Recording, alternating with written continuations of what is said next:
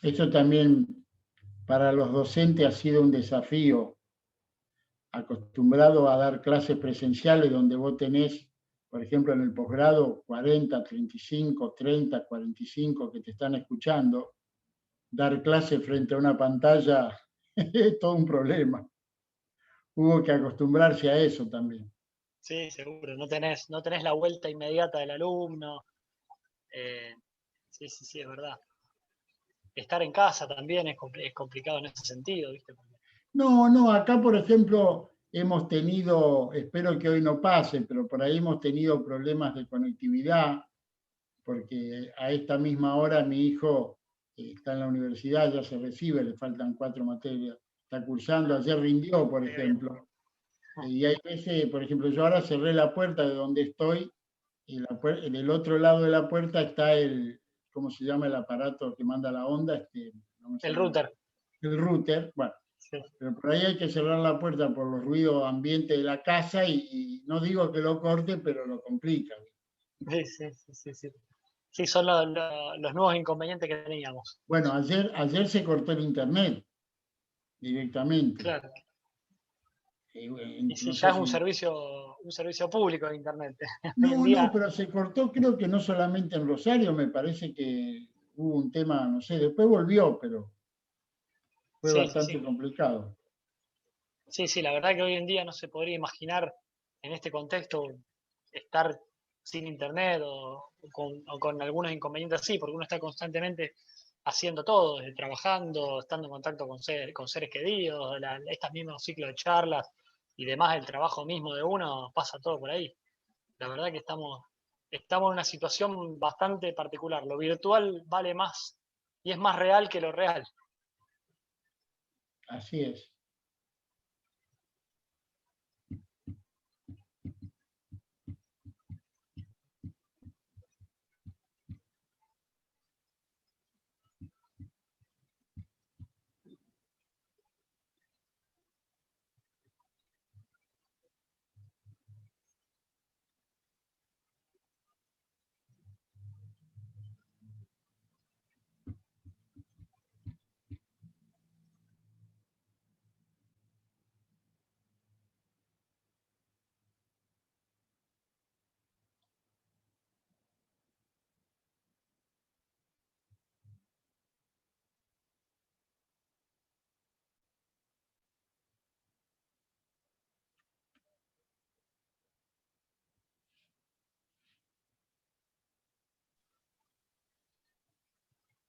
Bueno, se sigue sumando la gente, vamos a comenzar en algunos minutos.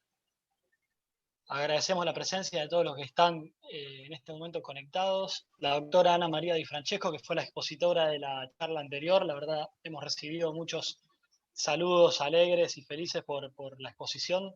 Agradecemos también la presencia en esta charla.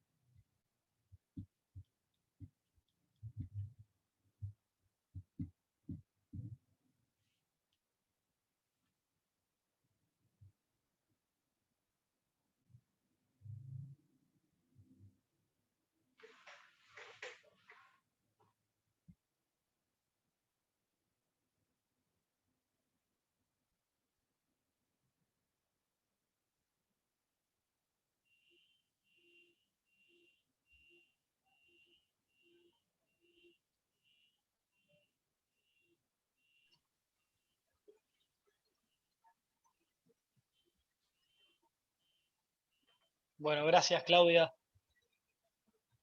Sí, se entendió, se entendió. Bueno, Nicolás, son las 7:10. ¿Te parece que vayamos arrancando más que nada por el tiempo y en la exposición y demás? De última, la gente que se va Lo sumando, que ustedes digan está bien. más que nada para no retrasar después al final el tema de las preguntas y demás. Bueno, agradecemos a todos los que están presentes. Este es un ciclo de charlas que estamos organizando desde la Fundación Usina Social de Derecho Laboral. Esta es la 4ª charla que hacemos del ciclo. En el día de la fecha vamos a tratar la temática de los recursos en el procedimiento laboral y contamos con la presencia del doctor Nicolás Vitantonio, abogado egresado de la UCA, egresado del curso de posgrado en Derecho del Trabajo y Seguridad Social de la Universidad de Salamanca, en España.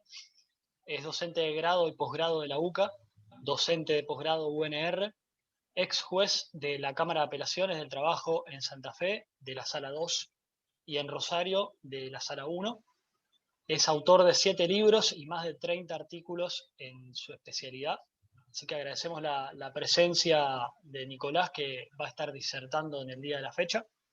Les queremos contar que la Fundación La Usina Social nos encargamos de realizar múltiples actividades de la índole profesional, como la que estamos presenciando, pero también hacemos otro tipo de actividades de índole social.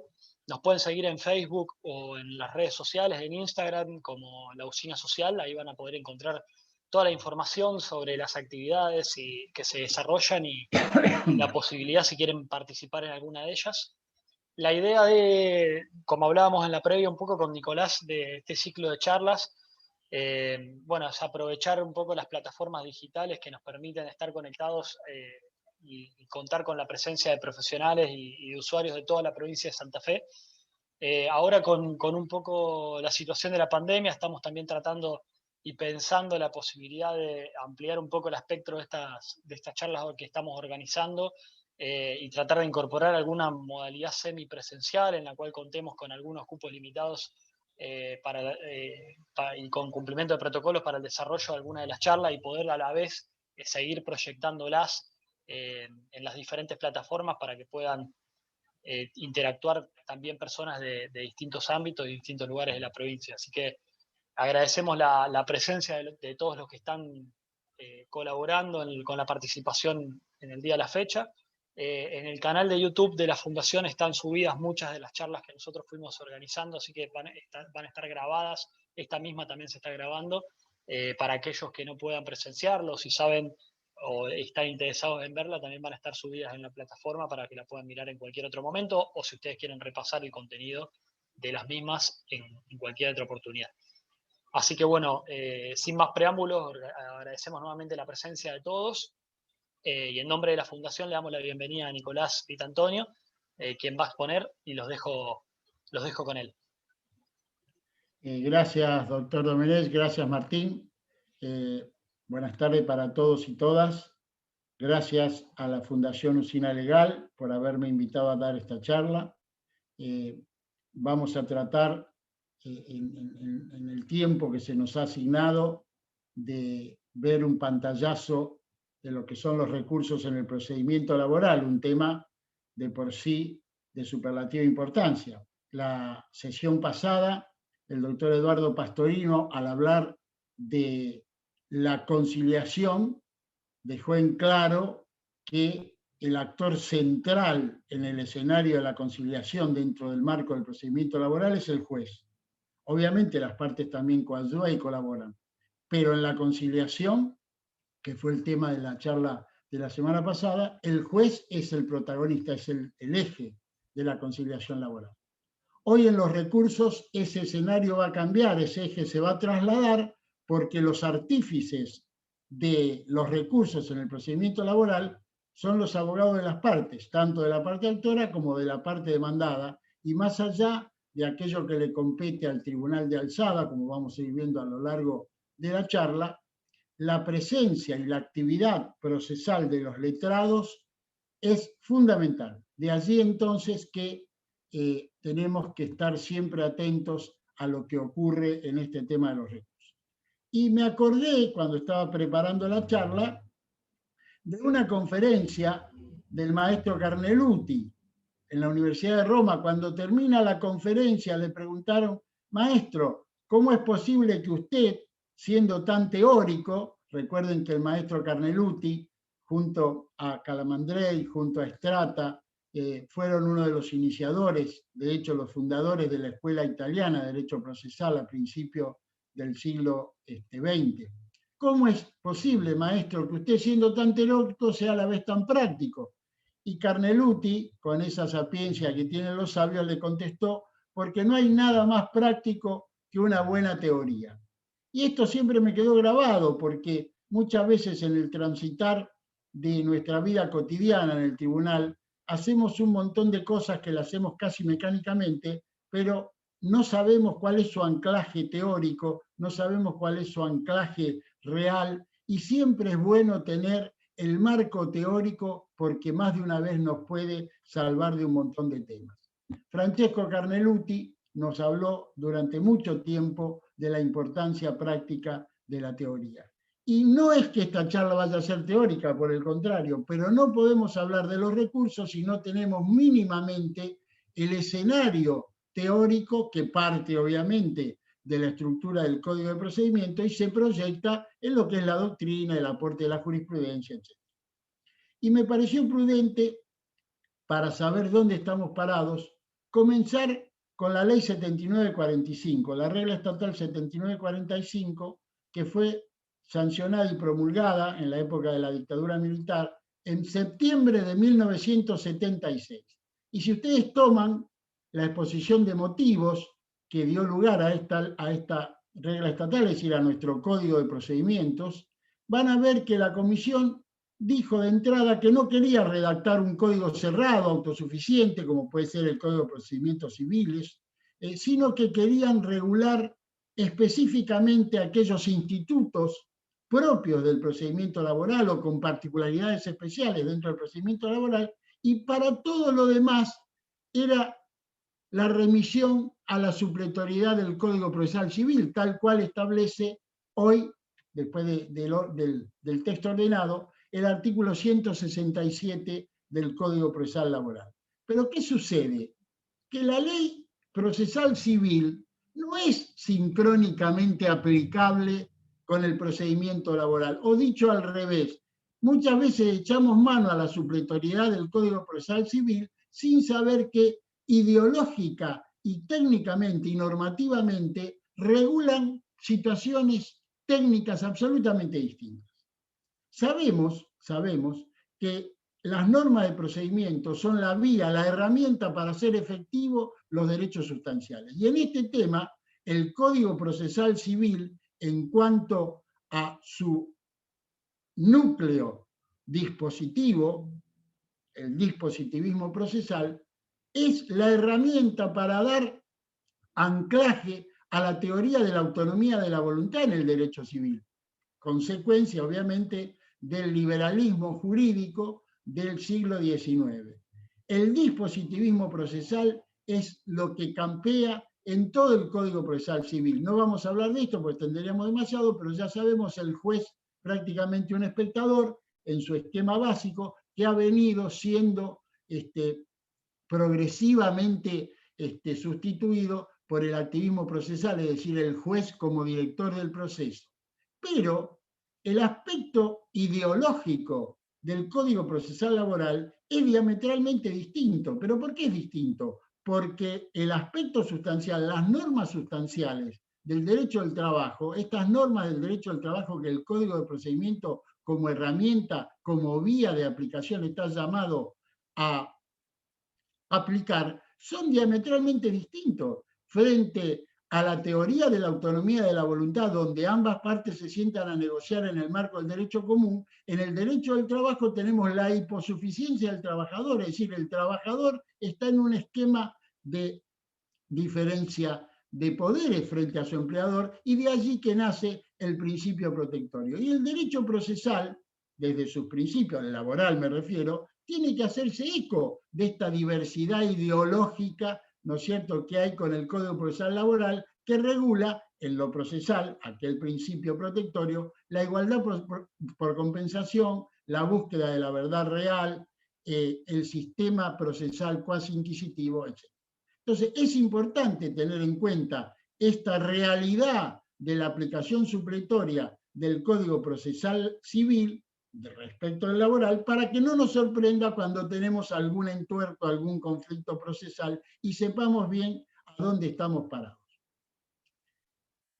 Para diseñar un sistema recursivo, y vamos a empezar a entrar en tema desde lo general a lo particular, lo primero que tenemos que decir que el aspecto jurídico es lo último, es decir, no digo que es lo menos importante, pero el diseño de un sistema recursivo en una etapa histórica determinada influye fundamentalmente en los factores políticos y sociales.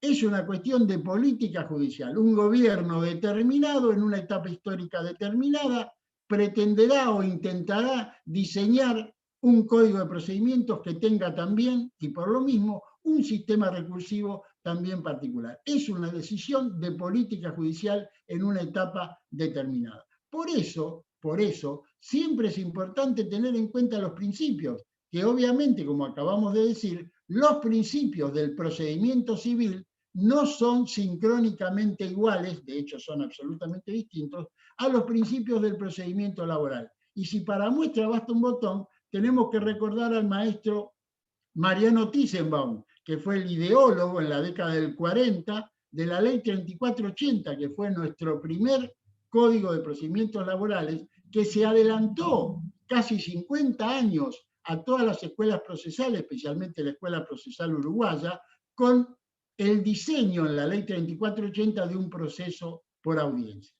La dictadura militar en el año 76 dio por tierra con la ley 3480 y al sancionar la regla estatal 7945, que es el código que actualmente nos rige con las reformas habidas, ordinarizó el proceso,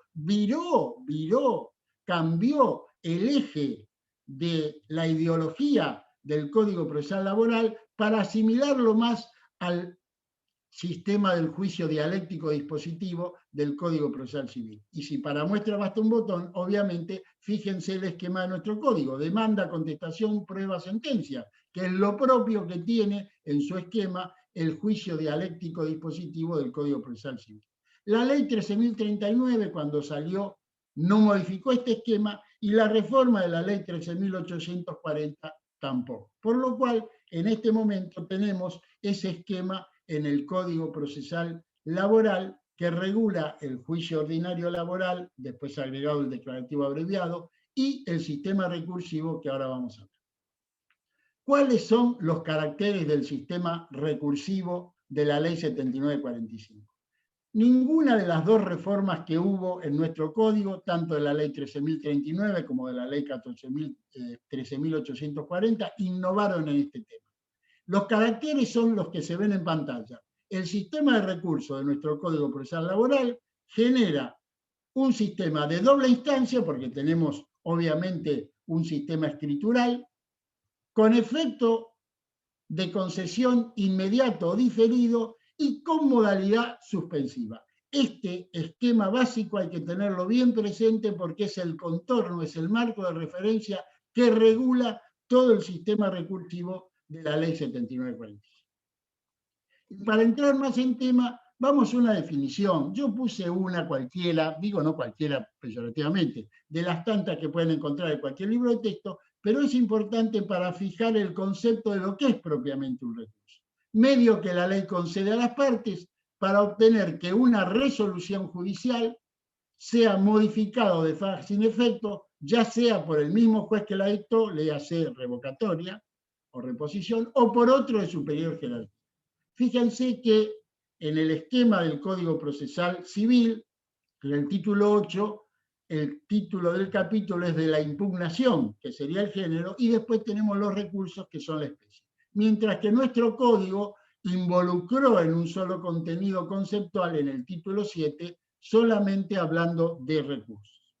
De todos modos, para hacer una clasificación de lo que son los recursos, simplemente al efecto de lo que recordemos, tenemos los recursos ordinarios, la reposición o revocatoria, nulidad, apelación, el recurso directo y la aclaratoria, ahora vamos a hablar un poquito de esto, y los extraordinarios. El reglado, el recurso de inconstitucionalidad, que todos conocemos en la ley 7055, y desde hace unos 10 años aproximadamente, que transita con carta de ciudadanía la denominada revocatoria in extremis, que es un recurso no reglado, pero de utilización ya corriente, cotidiana, cuando es el caso, por la jurisprudencia y por los tribunales de nuestra provincia y de todo el contexto de la judicatura en la República Argentina.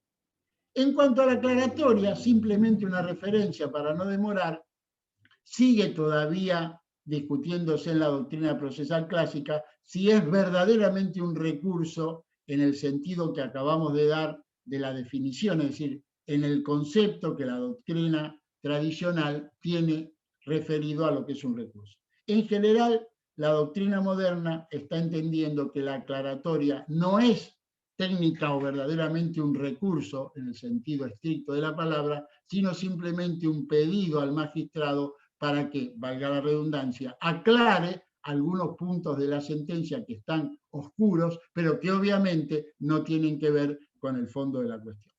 Muy bien. Vamos al primero de todo, el recurso de nulidad.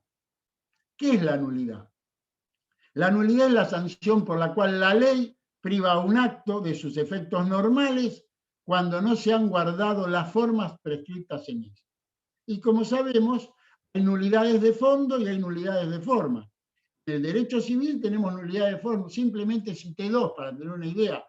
Nulidad por la forma e incumplimiento de la forma de los actos jurídicos, artículo 973 del Código Civil y Comercial, o la nulidad del matrimonio, artículo 219 del Código Civil y Comercial. Pero también en materia de fondo, en nuestra disciplina sustancial, en la Ley de Contrato de Trabajo, existen a texto expreso nulidades de fondo. Por ejemplo, artículos 12 y 13 de la ley, cláusulas nulas, contrato de trabajo con cláusulas nulas, contrato de trabajo por nulidad del objeto, artículo 41 y concordantes, nulidad por la forma, cuando el contrato de trabajo requiere una forma especial y se la incumple. O también nulidades, por ejemplo, cuando se ponen o se dejan en el recibo de sueldo de los trabajadores atestaciones que están en contra específica de la ley.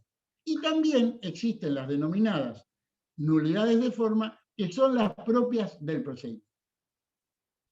¿Cuándo procede la nulidad, el recurso de nulidad? Esto está regulado en el artículo 112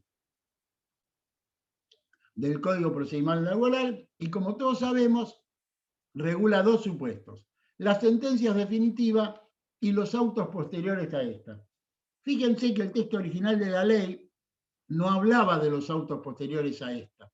Por eso, en la Comisión de Reforma de la Ley 13.039, nos pareció prudente incluir esta nueva posibilidad de procedencia. ¿Por qué? Porque pasaba, especialmente en la época, en la etapa de la ejecución de sentencia, que había actuaciones procesales nulas, pero como el código establecía que el recurso de nulidad era solamente procedente contra la sentencia definitiva, había que utilizar el gambito del recurso de nulidad establecido en el artículo 32 y siguientes del Código de Procedimientos Laborales, lo cual generaba toda una incidentología, todo un incidente procesal que taponaba el proceso de ejecución de sentencia. Entonces, hoy se puede establecer, interponer un recurso de nulidad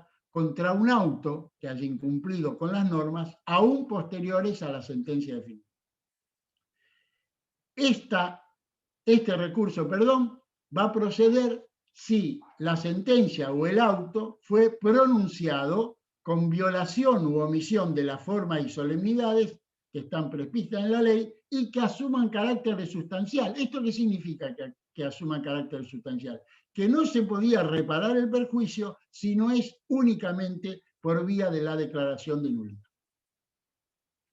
En el artículo 113 se establece la forma de interponerlo. Y aquí voy a hacer algunas referencias prácticas. Primero, lo que dice el artículo que todos sabemos. se interpone conjuntamente con la apelación en el mismo plazo de 5 días y se sustancian por el mismo trámite. Y en esto hay que tener bien en claro que no debemos confundir el recurso de nulidad, regulado en los artículos 102 y siguientes, con el incidente de nulidad establecido en el artículo 38 que recién veíamos, porque en el incidente de nulidad el código nuestro, el Código Procesal Laboral, remite, acá sí hay una remisión expresa, al Código Procesal Civil al establecer que en lo que sea atinente al incidente de nulidad se aplicará supletoriamente el Código Procesal Civil. Pero estamos hablando de dos cosas distintas.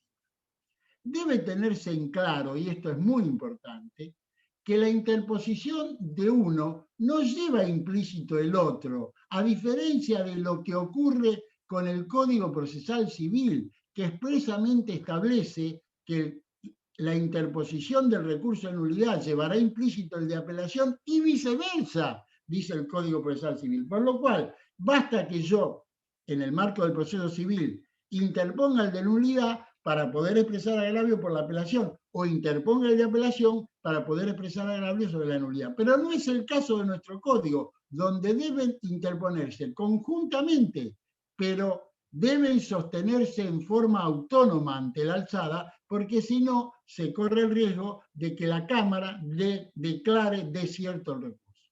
Y fíjense que después de muchos años de experiencia en la Cámara, seguimos viendo errores cotidianos en la interposición del recurso. Ejemplo, se interpone contra la sentencia laboral de primera instancia recurso de apelación y conjunta nulidad. Error. Son, dijimos, recursos totalmente autónomos y deben interponerse de manera autónoma. Otro error. Interpongo recurso de nulidad y subsidiaria apelación. No hay tal subsidiariedad. Hay que interponer el recurso de nulidad y interponer el recurso de apelación de manera autónoma e independiente. Esto téngalo en cuenta. No es común que la Cámara de oficio declare mal interpuesto el recurso, pero en algunos casos se ha dado y puede pasar que el contradictor, el abogado de la otra parte, le pida al tribunal adquent que declare mal interpuesto el recurso por incumplimiento del artículo 113 del Código Procesal Laboral. Perdón. Muy bien. ¿Cuáles son los efectos de la nulidad? Y esto es muy importante. El artículo 114, que regula los efectos, tiene dos partes. Vamos a analizarlos separadamente. En el primer párrafo, el artículo establece específicamente que si el procedimiento estuviese arreglado a derecho, es decir, si el procedimiento fue normal, se cumplieron con todas las normas del procedimiento, etc., pero la nulidad proveniera de la forma, ejemplo, les puse ahí claramente, el juez se olvidó de firmar la sentencia, el juez se olvidó de identificar a las partes, y son cuestiones de forma o de fondo, y ahora vamos a ver esto, por el contenido, la nulidad proviene del contenido, que se da a través de tres supuestos, el juez declarará la nulidad y dictará lo que corresponda. En este caso, la palabra juez debe entenderse el tribunal adquent, es decir, el tribunal de alzada. Ejemplo, si llega a la Cámara un expediente sin la firma del juez y obviamente la parte interpuso el recurso de nulidad, la Cámara debe anular la sentencia y debe dictar la sentencia a la Cámara como si fuera juez de grado, es decir, como si fuera juez de primera instancia. O bien, si hay algunos vicios de contenido, porque se ha violado el principio de congruencia, se ha violado el principio de iura nobis curia o se ha violado el principio de correspondencia de la prueba. Y ahora brevemente, antes de pasar al 114 segundo párrafo, vamos a hablar de esto, porque esto hace a la esencia, el caracú propio del recurso de nulidad.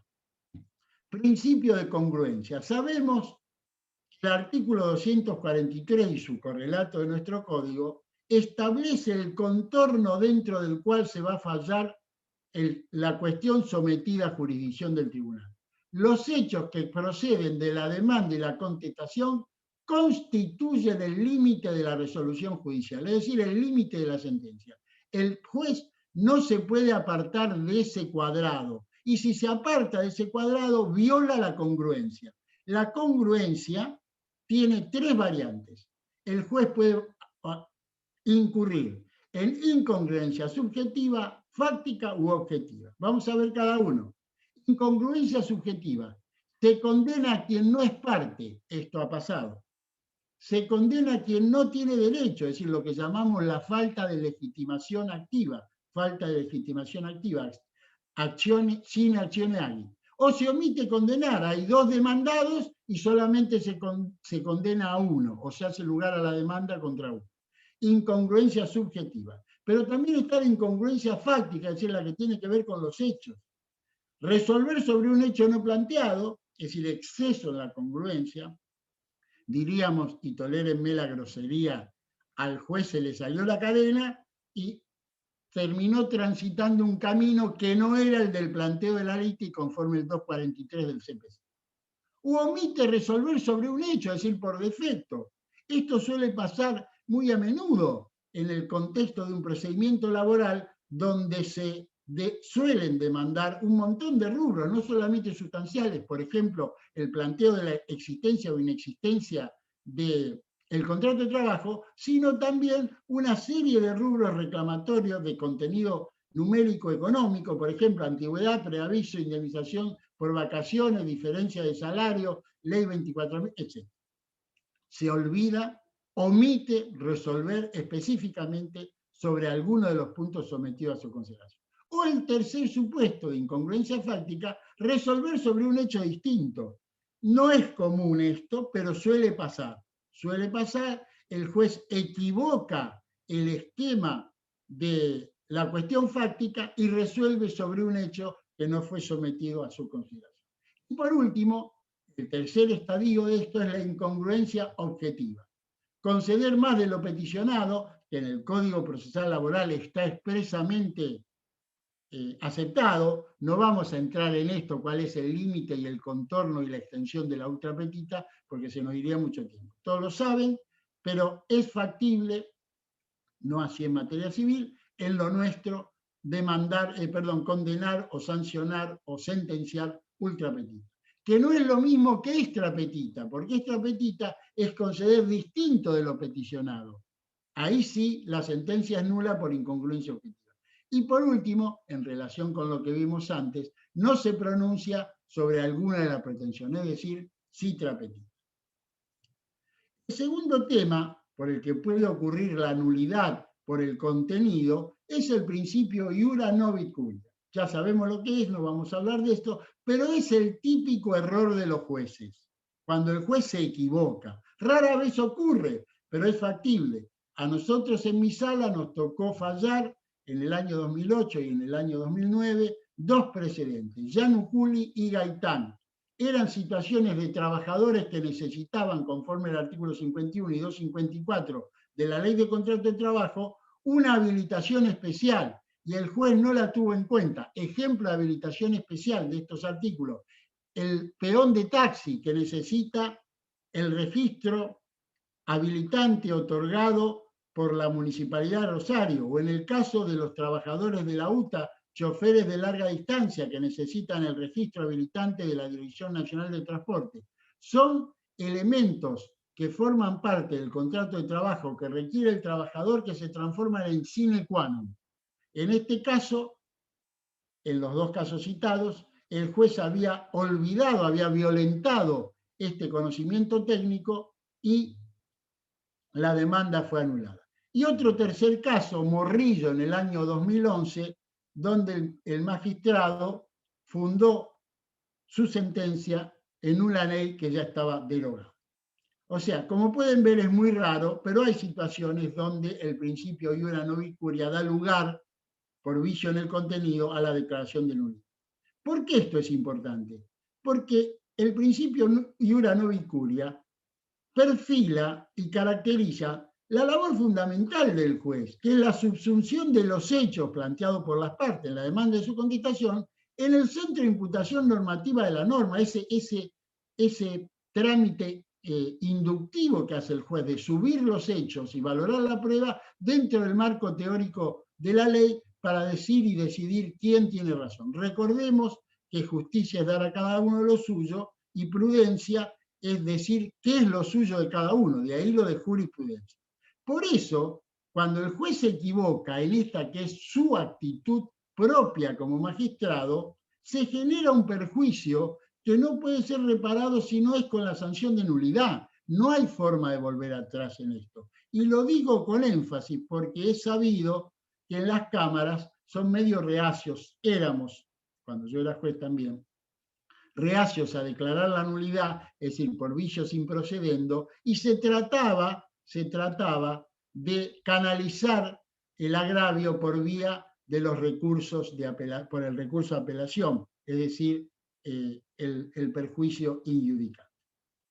Muy bien, vamos al principio de correspondencia de la prueba. El gran maestro Couture, fundador de la Escuela Rioplatense de Derecho Procesal, dijo en el año 39, hace ya bastantes años, en el marco del procedimiento dispositivo, se refería obviamente al procedimiento civil, la prueba no es un método de averiguación, sino un sistema de contralor de las proposiciones de las partes. Esto es vital que lo tengamos en cuenta, porque aquí el abogado tiene que estar permanentemente generando este interrogante. Dije esto, lo probé, la contraria dijo esto, lo probó y también el juez va a decir eso. Tanto es así que si esto se da y el juez no tiene en cuenta esta secuencia, se produce la nulidad porque se viola el principio de correspondencia de la prueba. El juez, si falla sobre hechos que no forman parte de la contradicción, le hace incongruencia que ya lo vimos, o se basa en prueba producida y no ofrecida, a ver, alguien produce una pericia contable que no fue oportunamente ofrecida en el momento oportuno de la audiencia del artículo 51, ofrece un testigo de los 5 que estamos habilitados por ley y no era la persona que fue ofrecida, en fin, cuando se produce una prueba que fue ofrecida o cuando el juez impide por un capricho personal o por una cuestión procesal producir cualquier prueba, la parte tiene que inmediatamente hacer reserva de nulidad, porque sabemos que las cuestiones de procedimiento que tienen que ver con la prueba son inapelables. Y lo dice expresamente el Código Procesal Civil, acá sí de aplicación supletoria. Solamente hacer reserva de la nulidad. Y la sentencia, en este caso, de comprobarse esta situación, es realmente nula. Muy bien. Vamos ahora al segundo párrafo. Dice el segundo párrafo del 114, que si la nulidad proveniera del procedimiento, se declarará nulo todo lo actuado y los actos que sean su consecuencia. Por ejemplo, falta de agregación de los alegatos. La jurisprudencia en forma unánime, pacífica, de todos los tribunales de grado, incluso de los tribunales superiores provinciales o la Corte Federal, han dicho que la falta de agregación de los alegatos trae inmediatamente la declaración de nulidad porque se ha violado el derecho de defensa de las partes. En este caso, el que el alegato se olvidaron de agregar. La falta de agregación de prueba rendida, quedó como escrito suelto una pericial médica, una pericial contable, una pericial técnica, lo que sea. La falta de agregación de una prueba trae automáticamente aparejada la nulidad de la sentencia y en ese caso, como es un acto de procedimiento, se declarará, dice el Código, por la Cámara obviamente, la nulidad de todo lo actuado y el juez, a diferencia del caso anterior que era por el contenido, el juez le hace la Cámara, así lo declarará y enviará el expediente al juzgado que por orden de nominación corresponda para que dicte lo que corresponda, es decir, para que subsane el vicio y si fue a mitad del proceso, continuar con el proceso, si faltó una prueba, agregarle, dictar sentencia, etcétera, aquello que corresponda según el caso de la nulidad que fue generada por este error. Muy bien. Vamos a entrar en el recurso de apelación. Recuerden lo que vimos al principio, no hay nada más práctico que una buena teoría. Y por eso yo les decía aquello que había dicho la Comisión de Reformas en el anteproyecto de la Ley 7945, de no hacer un código cerrado, sino regular algunos aspectos del procedimiento laboral y todo lo demás referirnos supletoriamente al Código Procesal Civil. La Ley 7945 diseñó un sistema muy particular de apelación, un sistema muy particular recursivo. De hecho, siempre he dicho, no he encontrado nada igual, que es único en el contexto del derecho público interno de la República Argentina. Es decir, no hay ningún otro código de procedimiento, al menos que yo conozca, que regule un sistema recursivo con modalidad inmediata o diferida según cause un gravamen. Este es el núcleo de nuestro sistema recursivo. En todo lo demás se remite al CPC, al Código de Procedimientos Civiles. ¿Pero qué ocurre? Dijimos que no eran sincrónicamente aplicables, porque la materia que estaban llamadas a regular en el derecho de fondo de raigambre ideológica distinta a los derechos del trabajador hiposuficiente eran distintos. Entonces, ¿qué pasaba? La remisión al Código Procesal Civil suponía silencios y lagunas normativos que el Código Procesal Civil, que el Código Procesal Laboral no había dicho nada en la 7945. Por ejemplo, los efectos del recurso, el Código Procesal Civil nada lo toma, solamente suspensivo o devolutivo. Gran polémica al momento de la ejecución de sentencia durante muchísimos años. El auto de ejecución de sentencia, ¿es apelable o no es apelable? Muy bien. Ahora el tema se zanjó porque la ley establecida en la reforma 13.039 expresamente estableció que, salvo que se diga lo contrario, todos los efectos del recurso de apelación regulados en el Código son con efectos suspensivos. Pero tampoco dijo nada el Código Procesal Laboral, y remita al Código Procesal Civil, al modo de concesión, del modo libre o en relación. Sabemos que la diferencia está en los plazos. Obviamente siempre se asoció al modo en relación, porque en el Código Procesal Civil el modo en relación tiene los términos muchísimo más acotados que el modo libre y se asocia con el esquema principista de economía y celeridad procesal del procedimiento laboral. Pero lo cierto es que no dice nada. Pero aparte, algo muy importante que se modificó con la ley 13.039, la ley 7945 no decía nada sobre los medios impugnativos en la concesión o denegación del recurso. Ejemplo, salía la sentencia de primera instancia del juez laboral, apelaba a la demandada, venía el abogado del actor y decía: señor juez, el recurso interpuesto por la demandada es extemporáneo.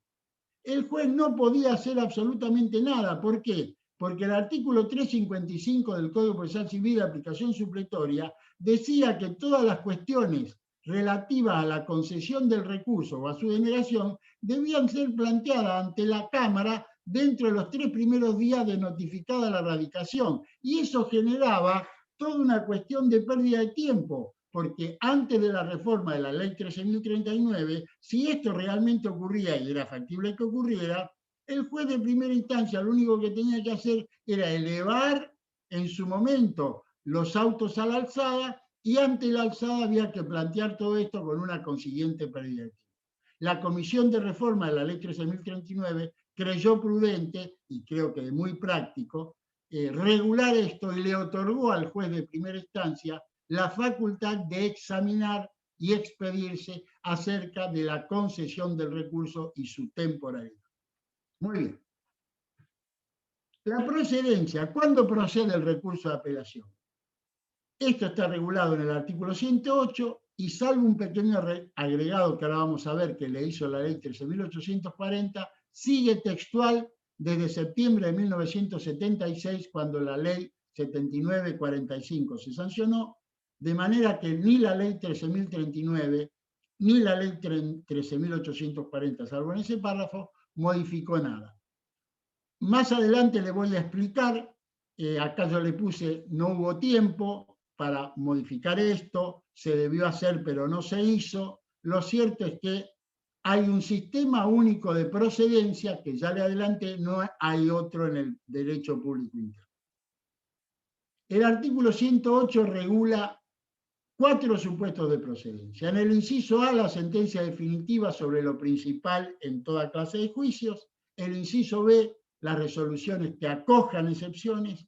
Las del inciso C, las resoluciones que rechacen excepciones. Y en el inciso D, los demás autos que causen un gravamen que no pueda ser reparado por la sentencia definitiva. Y la reforma de la ley 13.840, en mi humilde criterio, de manera procesalmente errónea, le agregó las resoluciones que rechacen la homologación de un acuerdo homologatorio. Evidentemente, ¿por qué digo que es un yerro procesal? Porque primero no es una resolución, es una sentencia. Y segundo, la sentencia que dicta el juez aceptando o rechazando un acuerdo que celebraron las partes es una sentencia definitiva para ese caso. De hecho, el juez, si bien siempre se pone la consabida frase, no viola los derechos e intereses de las partes, etc., pero el juez se supone que debe hacer una axiología, sobre todo si rechaza el acuerdo, y tiene que decir por qué lo rechaza, porque se han violado los principios básicos de la disciplina sustancial, el principio protectorio, el orden público laboral, ha habido un desencuadramiento convencional, lo que sea. Pero eso es la sentencia, por lo tanto, debió estar incluido en el inciso A, porque es una sentencia definitiva. No puede haber sobre eso otra resolución del juez, ni es sujeto de revocatoria, porque obviamente le pone fin al proceso.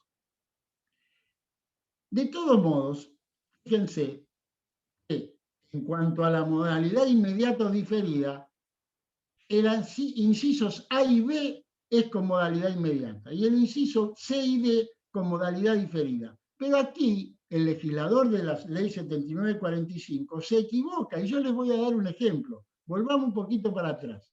Los demás autos que causen un gravamen que no pueda ser reparado por la sentencia definitiva.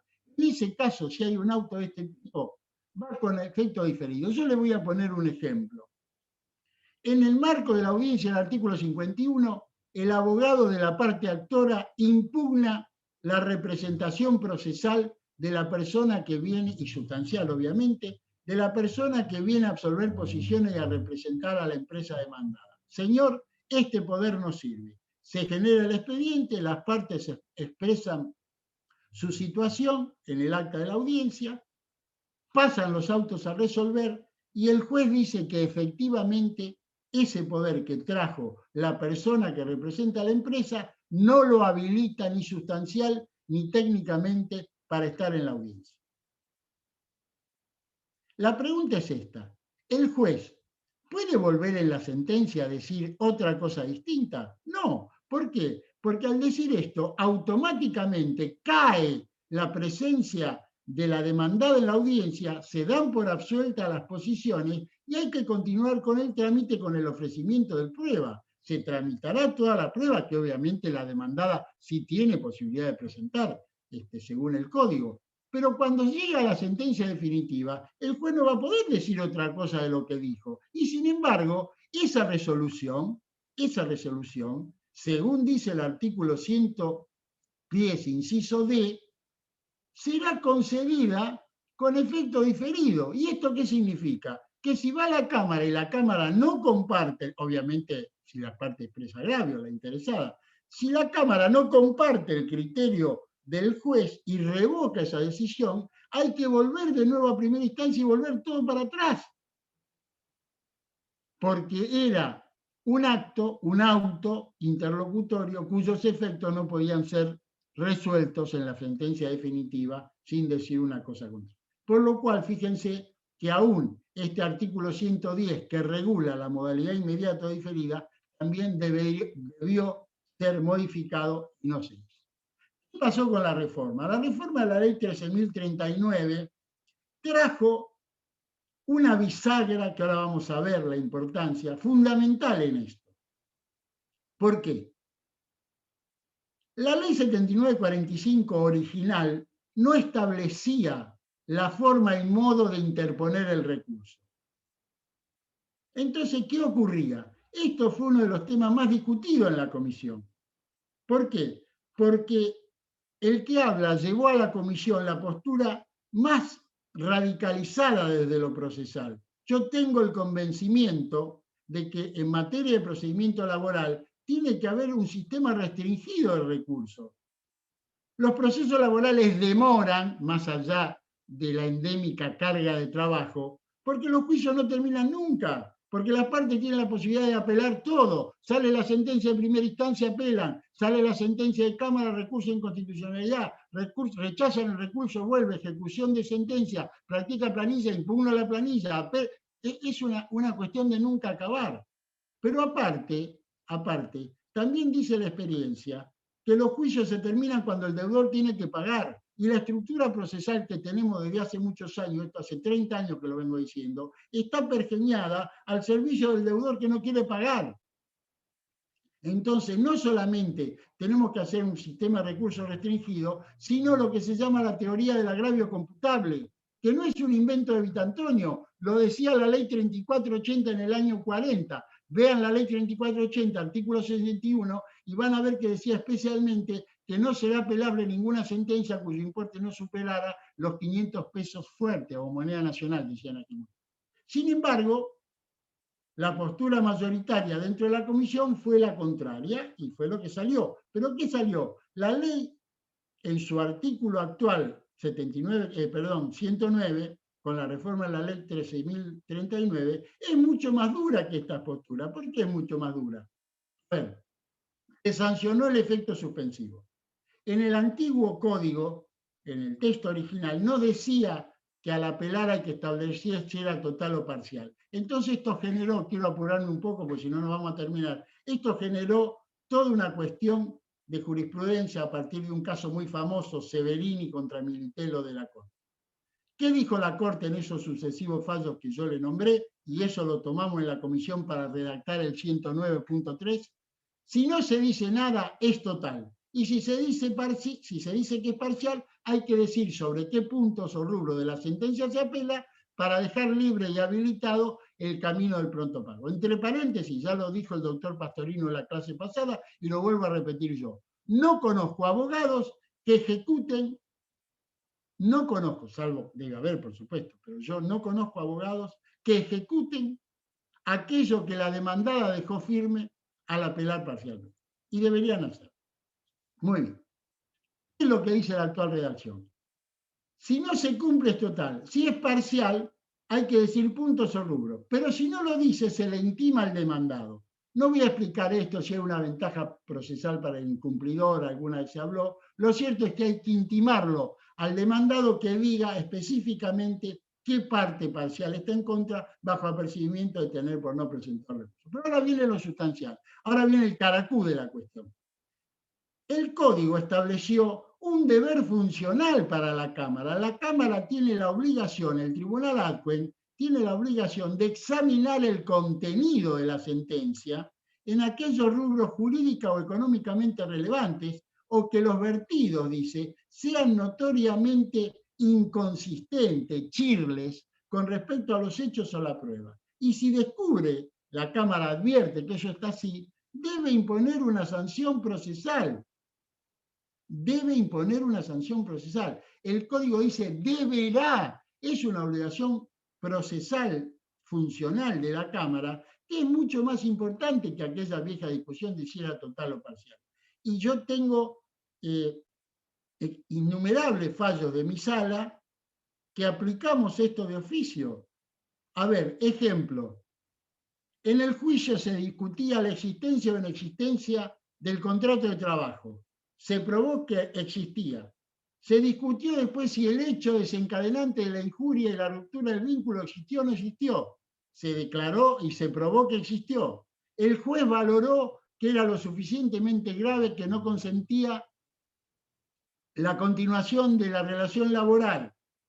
Y después hizo lugar a la demanda, antigüedad, preaviso, vacaciones, indemnización sustitutiva, etc. Y resulta que al momento de apelar, viene la demandada y apela solamente un rubro, dejando firme todos los demás, o apela de manera total, esto es lo que hay que tener en cuenta, apela de manera total y al expresar agravio de todas esas cuestiones sustanciales y accidentales del fallo, solamente expresa agravio por una cuestión. Y eso se va a relacionar con otro tema que ahora vamos a ver. Pero en ese caso, si la Cámara advierte, como dice el 109, que se ha dejado de expresar agravios sobre el rubro jurídica o económicamente relevante, la sentencia son 500.000 pesos y se apela por 50.000. O sobre hechos o prueba notoriamente inconsistente, la Cámara tiene la obligación, el deber funcional de aplicar de así declararlo obviamente, de aplicar una sanción. Brevemente, porque no lo iba a decir, pero me pareció que había que decirlo. ¿Qué pasa con el recurso de apelación en el declarativo abreviado? Bueno, regulado en el artículo 133, segundo, tercero y cuarto párrafo. Si receta la oposición, es inapelable para el actor, porque es simplemente cosa juzgada formal, puede ir al juicio ordinario. Si rechaza la oposición planteada por la demandada, el demandado tiene 5 días para apelar, se eleva inmediatamente con efecto suspensivo. Esto creo que la comisión de reformas que yo integré, obviamente nos equivocamos, debemos haber puesto devolutivo, y al momento de interponerlo hay que fundarlo, pero también hay que depositar, si fuera hasta 40 unidades IUS, el importe. ¿Saben ustedes, y obviamente lo saben, que en este momento en la provincia de Santa Fe hay 6 unidades IUS? Yo tomé como base para la charla de hoy la del agravio computable, que tiene la última actualización en mayo del 2017. ¿Saben cuánto es? 3.000 pesos. O sea que son 120.000 pesos las 40 unidades IUS. La verdad no creo que haya juicios laborales de ese importe, pero si los hay, hasta 120.000 pesos el demandado que apela tiene que depositar. El apelado, dentro de los 5 días, tiene que presentar, si quiere, optativo, un memorial. Muy bien, volvamos a lo nuestro. Trámite ante la alzada. Ya estoy terminando. Regulado en el artículo 21 del CPL. Se notifica la integración, hay 3 días para la recusación con causa de cualquiera de los vocales de la sala, o 5 para expresar agravios. Artículos 9 del CPC y del CPL. 5 días para las cuestiones relacionadas con la concesión del recurso, si es que no se planteó en primera instancia, conforme dice el 109, artículo 4. Consentida la integración, no hay problema con los vocales que van a intervenir, se corre traslado para expresar agravio. Muy bien. Volvamos a la teoría, volvamos a Carneluti. No hay nada más práctico que una buena teoría. ¿Qué son los agravios? El principio general, el núcleo de lo que es el remedio recursivo, es que el agravio constituye la medida y el alcance del recurso, es el límite dentro del cual el apelante se debe mover. Nada dentro de ese círculo, todo dentro de ese círculo, nada fuera de ese círculo. Las partes son las que fijan los puntos sometidos a la jurisdicción de alzada. Recuerden, que más de una vez lo deben haber leído en alguna sentencia de Cámara, la interposición del recurso es lo que habilita la jurisdicción de segunda instancia, porque si nadie apela, la Cámara no tiene nada que hacer ahí. Esto responde al brocárdico, ya conocido, tantum devolutum quanto apelatum. Tanto me va a devolver la alzada en su sentencia como sea lo que yo apelo. Y acá es importante tener en cuenta el principio de autolimitación recursiva, que durante muchos años lo vi infinidades de veces y es un equívoco, y dicho esto con mucho respeto, que cometen los abogados generalmente por apuro, por no hacer bien el texto de las apelaciones. ¿Qué es el principio de autolimitación recursiva? Existen sentencias complejas donde el juez tiene que resolver sobre más de una cuestión sometida a su juicio. Y las laborales, según vimos en el ejemplo recién, tienen esa característica. Se discute la existencia del contrato, se discute la existencia o la existencia del hecho, se discute si el hecho de existir es o no agraviante, se discuten los rubros, etc. Entonces el litigante debe tener sumo cuidado al apelar, no solamente en la interposición, el artículo 109, sino también cuando se apela. ¿Por qué? Porque lo que no se apela queda firme. Y si queda firme, le deja habilitado al actor la posibilidad de iniciar el procedimiento del pronto pago del que nos habló el doctor Pastorino la semana anterior. Lo que no se apela, o lo que se apela, también la otra variante, es que lo que se apela, yo apelo total, pero no expreso agravios, da lugar al nacimiento del principio de automatización recursiva, artículos 118 y 365. Ejemplo, como decíamos antes, se discute la existencia del contrato, se discute la existencia del hecho, se discute la axiología respecto de la extinción del contrato, etcétera, los rubros, y yo solamente expreso agravios sobre un tema.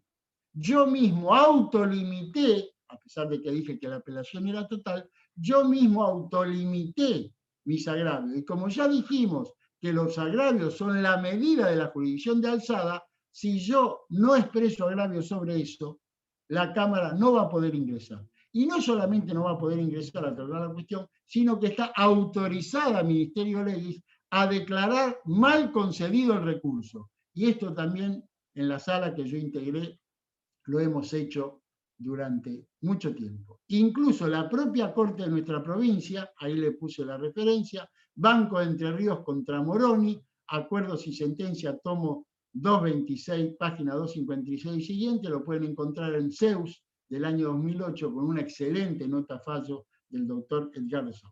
Entonces, cuidado y repito, cuidado con la autolimitación recursiva. Esto tiene relación con los equívocos que generalmente se cometen por apelar rápidamente o apelar de manera mecánica. Interpongo recurso de apelación total y resulta que después preso agravio sobre la mitad.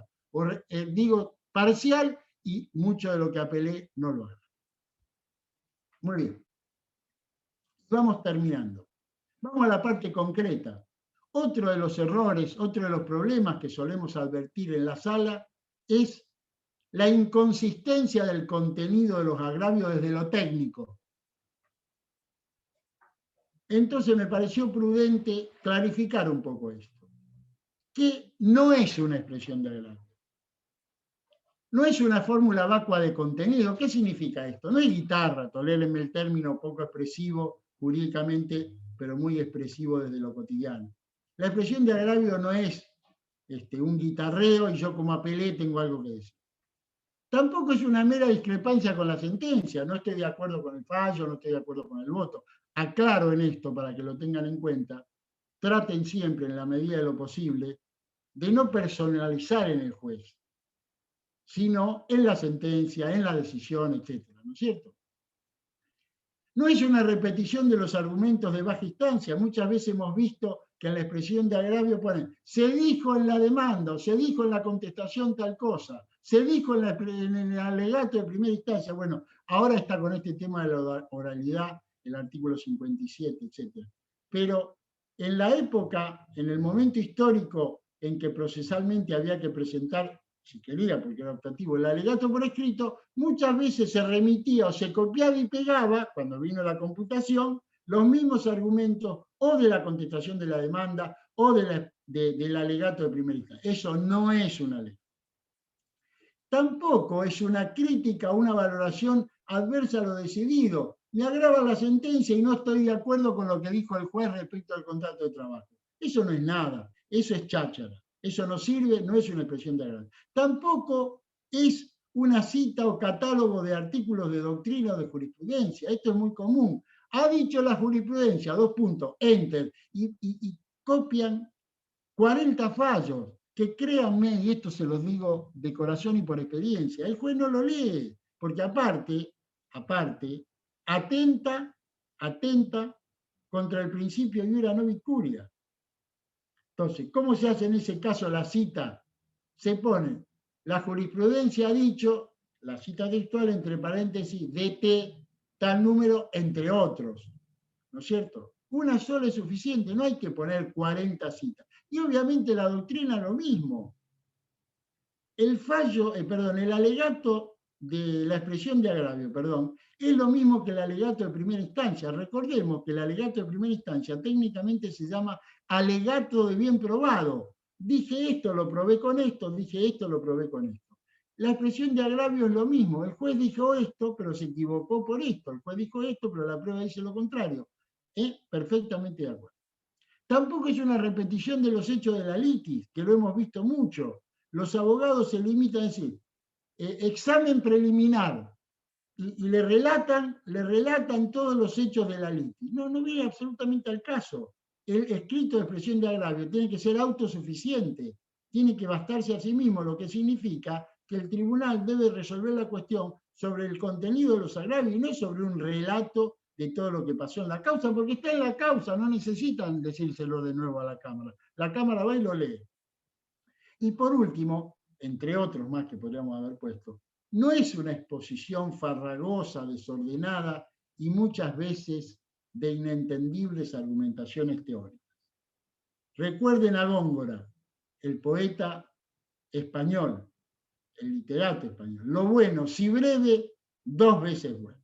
Entonces, si todo eso no es una expresión de agravio, ¿qué es una expresión de agravio? Bueno, lo primero que hay que saber es que es una carga procesal para habilitar el recurso, tanto de volutum cuanto appellatum. Recuerden, el agravio es el límite y la medida de la jurisdicción de alzada. Si no hay agravio, no hay recursos ni hay intervención de la Cámara.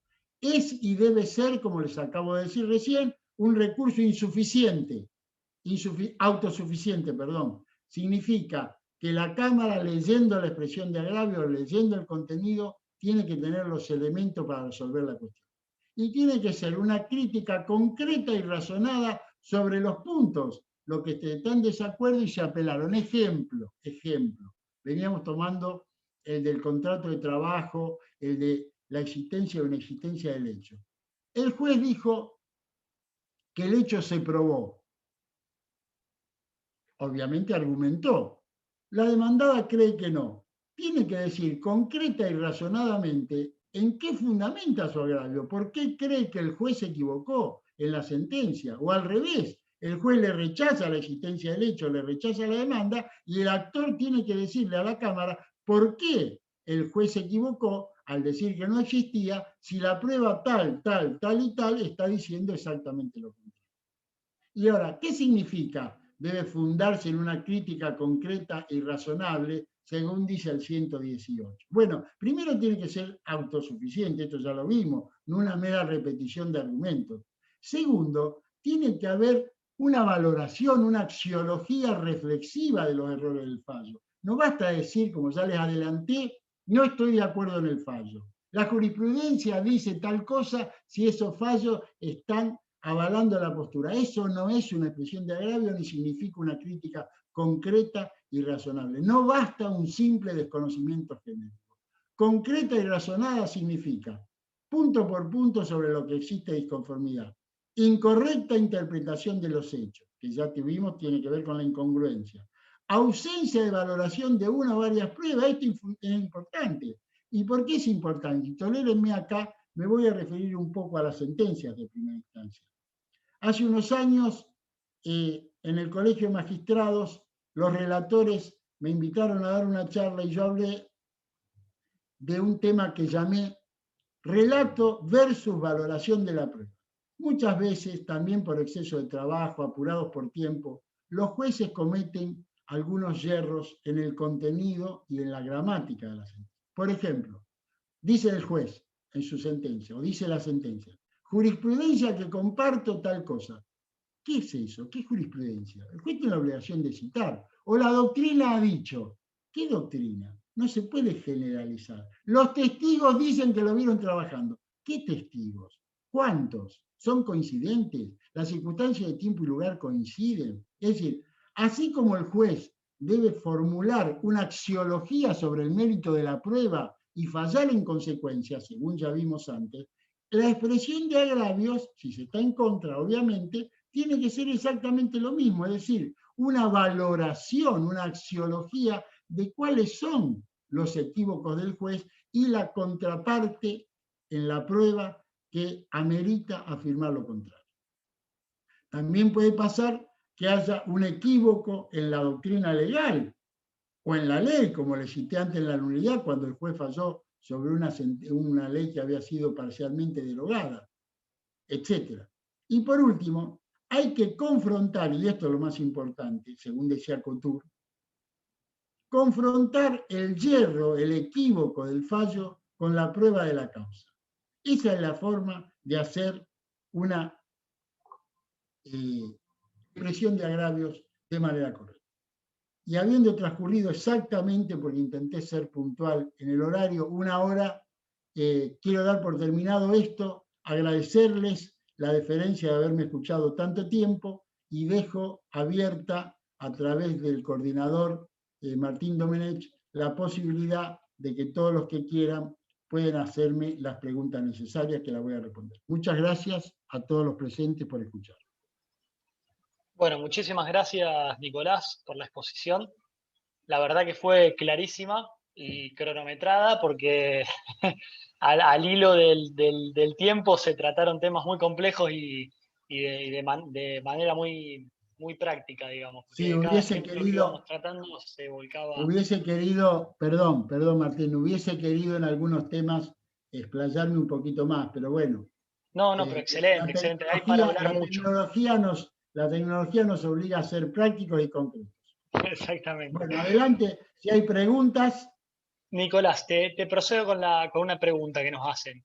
Si llegas a apelar la imposición de las costas sobre determinados rubros, perdidosos para el trabajador, pero no apelás el rubro en sí, solo la imposición de costas, ¿ese recurso puede generar más costas a su vez? Sí, yo debo decir que en principio no soy partidario de la apelación solo por costas. Hay un excelente artículo de Jorge Peirano que recomiendo leer que se llama También en materia de costas, lo accesorio sigue la suerte de lo principal. ¿Por qué digo esto? Porque si yo consiento el rubro y no digo nada sobre el fondo, mal puedo decir sobre las costas. Entonces, las costas solo, en mi humilde criterio, son inapelables, salvo que se apelen las dos cosas. Que se puede hacer, se puede hacer. Que de hecho algunos tribunales lo aceptan, lo aceptan. Siendo juez de cámara, yo he fijado este criterio en alguna resolución incidental lanzada, que en materia de costas también lo accesorio sigue la suerte de lo principal. Bien, bien, clarísimo entonces. Nos consultan también respecto a la apelación de planillas en cuanto al cálculo de intereses. Viste que ahora con todas estas situaciones de las distintas tasas de intereses, la aplicabilidad y demás, hay varias posiciones al respecto. Y bueno, la consulta más bien va dirigida a que si lo que se hace es una apelación parcial sobre ciertas tasas de intereses, y quedan firmes las tasas que son por inferiores valores y ya se podría avanzar con la ejecutoriedad de los valores Bueno, inferiores. la pregunta, vieron que cuando estábamos en la facultad decíamos las chinches de los profesores, ¿se acuerdan de eso? Che, estudiá tal tema. Por ejemplo, la mía era, yo le decían chinche, no era una chinche. La mía era el estatuto del viajante, que siempre me gustó. Pero más allá de eso, este tema es un tema chinche. ¿Por qué un tema chinche? Porque fíjense qué importante el tema de la ejecución de sentencia, que en Córdoba se hizo el Congreso Nacional de Derecho Procesal en el año 2000, creo que fue 15 o 17, o no, 15 me parece, y el tema, único tema del Congreso Nacional era la ejecución de sentencia. Yo fui ponente oficial en materia en la Comisión de Procedimiento Laboral. ¿Y por qué digo un tema fundamental? Porque después de 4 o 5 años de litigio, vienen 2 años más en la ejecución de la sentencia a través de la chica. En la Comisión de Reforma de la Ley 13.039 previmos esto y le pusimos, para que no pasara lo que pasaba hasta ese momento, que yo apelaba a la planilla era por 500.000 pesos y yo apelaba por 20 mangos con 50, le pusimos que no solamente para impugnar, obviamente garantizando la impugnación, sino que el que impugnaba tenía que acompañar su propia versión de la planilla. Es decir, yo no estoy de acuerdo con la planilla que hizo el actor porque no responde a los rubros teóricos de la sentencia, pero creo que debe hacer esta, tanto por antigüedad, tanto por preaviso, bla, bla, bla, bla. Muy bien. ¿Qué ocurre? Como hay una diversidad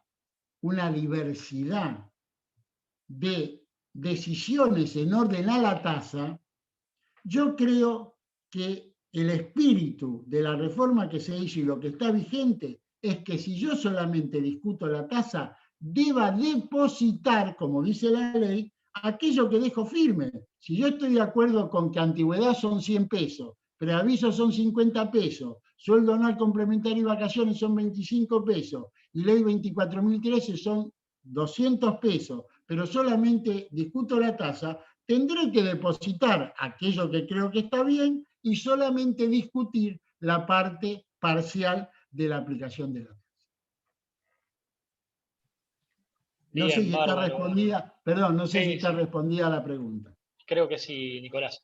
Te paso a leer otra consulta. ¿Cuál es la razón jurídica por la cual los jueces de baja instancia obligan a la parte actora a practicar la planilla del artículo 109 del Código Procesal Laboral cuando apela a la demandada. La carga de practicar la planilla incumbe a quien tiene interés en instar el recurso y no a la parte ganadora. Sí, ninguno de los dos. Ninguno de los dos. Eso es un invento. Con el debido respeto a mis colegas o ex colegas actualmente en funciones.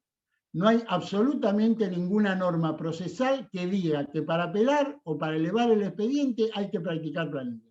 Eso es un invento que se hizo y ha tomado estado, no sé cómo llamarlo, hay una frase, una palabra aquí, una corruptela, pero no en el sentido peyorativo, una corruptela procesal, ¿no es cierto? Pero no hay absolutamente ninguna obligación.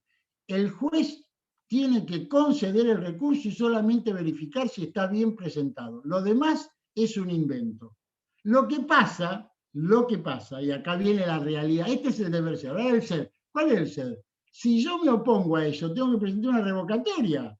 Si tengo que entrar, yo mismo pongo la cabeza en la boca del león intentando unos remedios que me van a demorar más. Entonces, ¿qué hago? Yo mismo convalido la corruptela y hago la planilla porque es más rápido y más fácil. Pero no hay absolutamente ninguna obligación y está muy mal, es procesalmente incorrecto que el tribunal de primera instancia le obligue a cualquiera de las dos partes, especialmente a que apela, a presentar una planilla. Bien, claro, claro.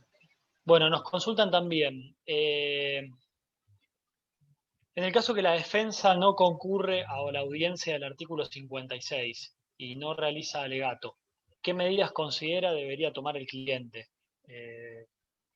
Perdón, no entendí la Sí, pregunta. yo Cuando tampoco dice la entendí la última parte. defensa, cuando Si la dice la defensa no concurre a audiencia del artículo 56 ni sí. realiza alegato, ¿qué medidas considera debería tomar el cliente? Que no entendería por qué el cliente. No, o sea, a ver, ya entendí la pregunta. ¿Qué pasa si en la audiencia del artículo 56 viene el demandado o el actor y no viene el abogado? Esa es la pregunta. ¿Qué es lo que Podría ser. pasa? Uriel, si está por ahí, lo podés aclarar. Ahí está. Me refiero al profesional, exacto, claro, está bien. Bueno, muy bien. A ver, primero es muy difícil, el juez va a tener que fundamentar por qué motivo autoriza tomar una audiencia sin la presencia del abogado de una de las partes, ¿no es cierto? Nuestro sistema de representación procesal conlleva la obligación de que cada acto procesal tiene que ser por apoderado o con patrocinio, también para la audiencia de conciliación, esta audiencia del artículo 56. ¿Puede pasar que no vaya? Puede pasar que no vaya, el juez oficiosamente podrá conversar con las partes. Pero si, en mi humilde criterio, si el abogado no está, la audiencia formalmente no se podría tomar. Que se puede informalmente conversar, la posibilidad de una conciliación, etcétera, está bien, pero no se puede tomar. Pero aparte, en esa audiencia no hay alegato. El alegato es la audiencia del artículo 57, de la que yo he sido muy crítico cuando estuve en varias oportunidades exponiendo sobre el tema de la reforma de la ley 13.840 y no tenemos ni el tiempo ni es el momento para hablar de eso. Pero eso del alegato in voce me parece que es absolutamente irrelevante, improcedente y de dudosa constitucionalidad. Porque no veo cómo va a ser el juez, no veo, vamos a suponer que estén los dos abogados, ¿no? Escapándome un poco a la pregunta del doctor. Que estén los dos abogados, no veo cómo va a ser el juez para acordarse de memoria todos los alegatos que le han dicho en las audiencias que va a tomar esa semana. Pero bueno, en resumen, doctor, si no está el abogado, en principio la audiencia no se podría tomar, al menos formalmente. Bien, clarísimo, Nicolás. Bueno, dado el tiempo en el cual ya estamos pisando la hora y media de exposición, vamos a dar por finalizado la charla. Nicolás, si te quedó algo por mencionar o decir. No, simplemente, no sé qué decirle. Yo creo que ratifico lo de Carneluti. No hay mejor práctica que una buena teoría. Yo, miren, más de una vez me ha pasado, y termino con esto, toleren menos que yo sea autorreferencial, pero con vivencias personales. Leo los expedientes y decía, ¿cómo no se agravió de esto? ¿Cómo no apeló de esto? ¿Cómo no dijo esto? Pero porque lo mismo me pasaba cuando era juez de primera instancia en las audiencias de testigos. Y me ha pasado siendo abogado litigante, porque antes de ser juez fui 15 años abogado litigante. Llegaba a la audiencia. Hola, hola, ¿qué haces, José? ¿Qué haces, Pepe? ¿Cómo andás? Che, decime, ¿son testigos míos o son testigos tuyos? No, la audiencia de testigos de tu parte. A ver, espera un minuto. Entonces iban a ojear el expediente a ver qué le iban a preguntar al testigo. Y uno después, siendo ya juez, cuando leía el expediente para dictar sentencia, se daba cuenta que la repregunta era absolutamente pegada con alfileres, que no tenía nada que ver con el fondo de la cuestión. Entonces, resumo, estudien las causas, estudien la teoría, estudien, me refiero, no es maestro de ciruela, digo, hay que conocer las causas que uno tiene en trámite, hay que ir a las audiencias preparado y hay que saber de qué estamos hablando, en materia de prueba y en materia, sobre todo, de expresión de error. Bien, clarísimo. Bueno, Nicolás, muchas gracias a todos los que están presentes en la charla de hoy. Gracias a ustedes por haberme invitado. Espero haber sido útil, como siempre digo. Sí, los mensajes que nos están pasando por el chat privado dan testimonio de la excelencia de la charla. Agradecemos la presencia de todos los que estuvieron, en particular el doctor Ricardo Brunet, que también ahí nos está saludando, y a la doctora María Belucia también por la coordinación y el trabajo que se han tomado con los disertantes. Así que bueno, muchísimas gracias a todos también los presentes que están participando en este ciclo. Martín, perdón. Uno también se entusiasma con eso. A lo mejor, más allá de dar formalmente por terminada la charla, no sé si es factible, pero a lo mejor algunos amigos abogados quieren quedarse charlando un rato más y hacer otras preguntas. Yo en lo personal no tengo ningún problema. Así que eso lo dejo librado a usted. Si hay que cortar, se corta. Pero por ahí, bueno, 10 minutos más, alguna otra pregunta, eso no sé, lo dejo librado. Dale, si alguno tiene alguna consulta, bueno, lo puede realizar. En este momento yo no estoy leyendo alguna otra más, parece que la charla fue bastante clara. Y cualquier otra consulta que nos hagan llegar, te la hacemos llegar para ver si la podemos contestar y ayudar. Porque viste que muchas veces a través de la interrelación se salen cosas más lindas que de la exposición. Bueno, muchas gracias de nuevo. Por eso también comentábamos al principio de la charla que un poco tenemos en mente la idea de empezar a organizar algunas charlas semipresenciales, donde cuidando con los protocolos quizá podamos vernos un poco y digamos, bregar por estar cerca y ese trato posterior a la charla, que generalmente uno cuando terminaba de dar una charla siempre lo invadían los disertantes con preguntas posteriores o charlas sobre experiencias personales. Así que bueno, muchas gracias por haber participado, Nicolás, muy clara fue la charla. Gracias a ustedes de nuevo por invitarme, espero haber sido útil. Sí, totalmente. Y a todos los que participaron también. Así que damos por finalizado la charla del día de hoy y va a estar subida al canal de YouTube para que la puedan repasar o la puedan ver en otro momento si no pudieron verla. Así que bueno, gracias a todos.